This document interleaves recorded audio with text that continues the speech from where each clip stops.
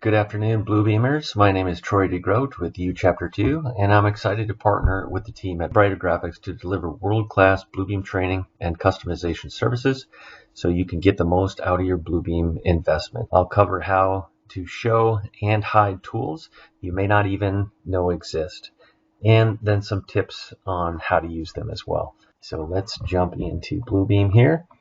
And so what you're seeing here is the Bluebeam interface, obviously. I have turned off in my profile all of the tools and all of that just so we can focus on the panels over here.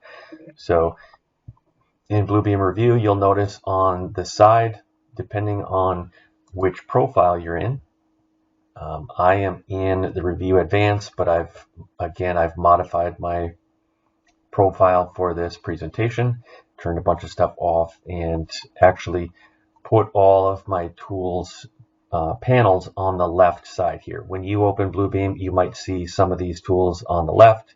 You might see them over here on the right. Some of them you'll even see across the bottom. So for now, I stacked them all here. We're going to go through each one and show you what they're for, what they do. You can see here all the ones with the blue highlighted in blue. That means that they're turned on. So you can turn those on. If there's any of these that you don't use, you can also right click and just click on hide, and it will turn that one off. Let's dive in and show you what these are all about. Flags, that's the next one here. This could be used for just drawing attention to anything on the drawing. So if you're doing red lines and you want to draw a flag for a certain page, please make changes, just indicating that there's changes on that particular sheet. You could do that. And then if you start, let's go back to our bookmarks, switch pages, go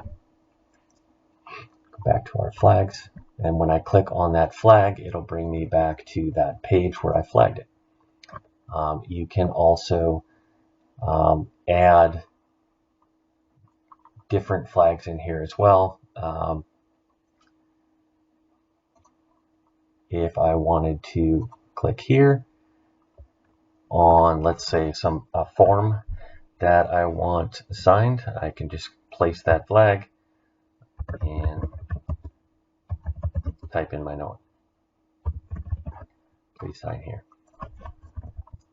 Oops. And that'll put a nice flag on there. And again, you're just going to open up your flag panel and click on these, and it'll bring you directly to those different markups or those different flags.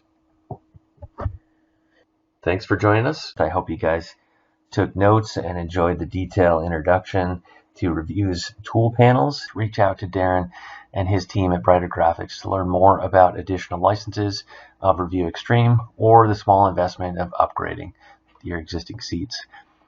And as always, if you have any questions regarding training or customization services for your company, don't hesitate to reach out to our team as well.